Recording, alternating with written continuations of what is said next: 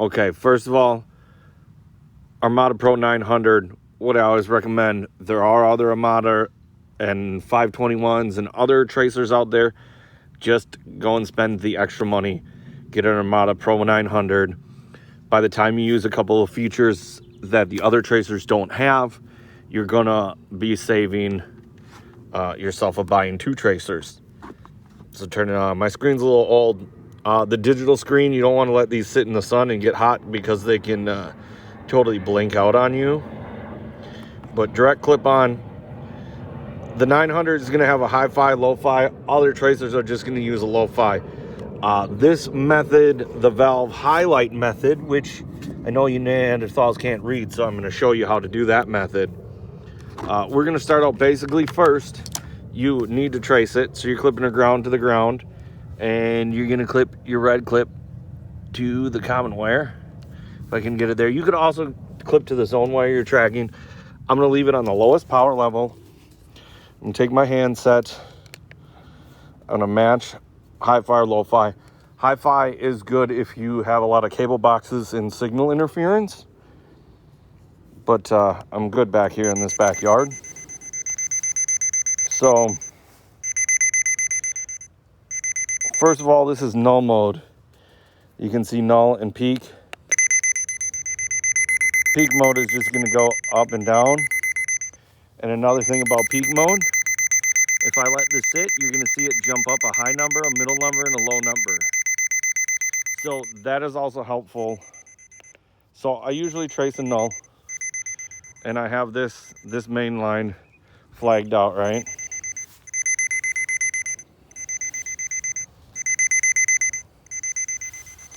I'll come up to this flag. So where it stops, and then it starts again. So it's going to be right in the middle of that, right on the flag.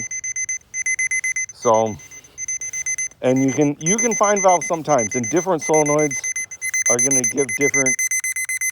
They're going to give different pings, right? And this one, obviously, off the ground like that, you may be able to find a solenoid, no problem. Now, the valve highlight method. So, you can put your red clip, and you can take your ground clip and ground to the common wire, red clip to the red wire. Obviously, too, you can unplug the controller is always recommended, or disconnect the wires from the controller. I find it just easier to unplug the controller so it's not running through the power in the house. Sometimes there's outside outlets on the house that'll start tracing if you leave it plugged in. So now I got it in null mode, right? And you can switch it to peak. It doesn't really matter. I like null. Peak is fine when you go long distances, and sometimes you lose it in null mode and you can't find anything. If you turn it to peak, it'll kind of give you an idea of where the wire is, right? And now I've already traced this, so I'm going. Right, I got my flags out, okay. And obviously I can see this box, but so it only goes over and this is pretty good signal but then you can see, okay, there's a solenoid there. There's one there, okay. So that's how the valve highlight mode works. Sometimes low and slow. Remember, keep both tracer and your wand on low. Go slow. And then sometimes I like to do a circular motion. And sometimes even if you can't find it there, you'll have to go off your wire path because they may have teed and just ran two wires off. Old school, single Econo valves. That's what you're trying to find. So let's just go over zone highlight again. You're hooking your ground wire of your tracer. Any tracer you have that you would normally hook to your ground rod, you're hooking that to the common wire, and you are hooking your hot wire to the solenoid you're trying to find. You will find other solenoids along the way. It'll still ring at every solenoid, but that just blocks out the line. so you trace it first. Painting or flagging the line is always a bonus. I sometimes do it if it's wet grass or whatever. You can see your footprint. Big buildings that are straight lines, you can kind of get an idea, and it helps, but not always necessary to flag or paint it if you can remember where your line is. Sometimes you can't find it, and you got to go over it 2 or 3 times, and you'll find it eventually. Other times, if you find another valve, maybe hook up to that valve, because there could be a valve just buried like right here, and you're just not hitting the signal because your tracer's over it or whatever.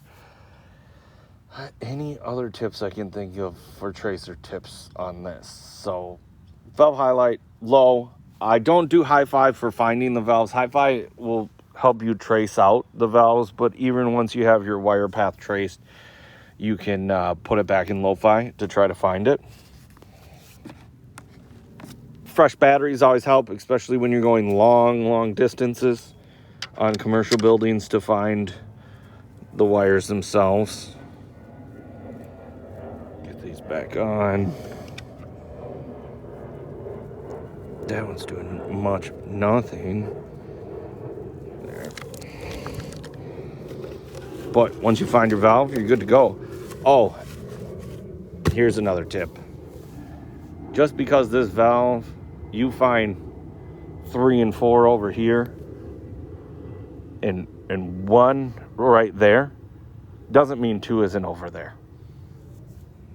Don't ask me why, but they don't always go in order in houses. So don't let that trick you. Well, it should be in between here. Trace out the whole thing.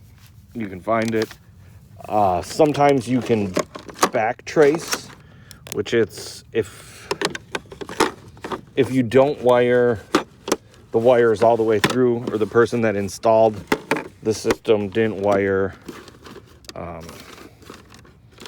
like say here from the controller, and then I wired the green solenoid but left the green wire that goes that way unattached, and you're looking for the green valve, sometimes you can hook on from a different valve box down the line and just find the last spot.